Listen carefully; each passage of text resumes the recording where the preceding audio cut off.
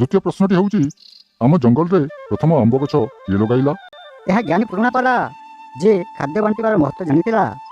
ଉତ୍କୃଷ୍ଟ କପୋତ, ତୁମେ ଆମର କାହାଣୀ ପ୍ରତି ଧ୍ୟାନ ଦେଇଛ। ଜ୍ଞାନ ଆମକୁ ବୁଝିବା ଏବଂ ପ୍ରଶଂସା କରିବାରେ ସାହାଯ୍ୟ କରେ। ମୁଁ ସବୁବେଳେ ଭାବୁଥିଲି ସମ୍ମାନ ସବୁଠାରୁ ଶକ୍ତିଶାଳୀ, କିନ୍ତୁ ବର୍ତ୍ତମାନ ମୁଁ ଦେଖୁଛି ଏହା କୌଣସି ଜିନିଷକୁ ଭଲ ଭାବେ ଜାଣିବା ଏବଂ ସତ୍ୟବାଦୀ ହେବା ବିଷୟରେ। ଠିକ୍ ରାଜ, ଆମେ ଯେତେ ଶିଖିବା ଏବଂ ସଚ୍ଚୋଟ ରହିବା, ଅନ୍ୟମାନଙ୍କ ଠାରୁ ଆମେ ଅଧିକ ସମ୍ମାନ ଲାଭ କରିପାରିବା। ହନୁମାନଙ୍କର ମୋର ପରି ପଶୁ ଆଉ କେବେ ପାଇବ ନାହିଁ।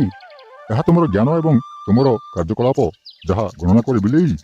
ମନେ ରଖ, ସମସ୍ତେ ସମ୍ମାନ, ଜ୍ଞାନ ଏବଂ ସଚ୍ଚୋଟତାରୁ ଆସିଥାଏ, କେବଳ ଲୋକ ଦେଖାଣିଆ କିମ୍ବା ଶକ୍ତିରୁ ନୁହେଁ। ଯଦି ଆପଣମାନଙ୍କୁ ଆମର ଭିଡ଼ିଓଟି ଭଲ ଲାଗିଥାଏ ତେବେ କମେଣ୍ଟ, ଲାଇକ୍ ଓ ସେୟାର କରିବା ସହିତ ଆମ ଚ୍ୟାନେଲଟିକୁ ସବସ୍କ୍ରାଇବ୍ କରିବା ହେବ, ଯଦ୍ୱାରା ଏପରି ଅନେକ ଶିକ୍ଷଣୀୟ ଭିଡ଼ିଓର ନୋଟିଫିକେସନ୍ ଆପଣମାନଙ୍କୁ ଅତି ଶୀଘ୍ର ମିଳିପାରିବ। ଧନ୍ୟବାଦ।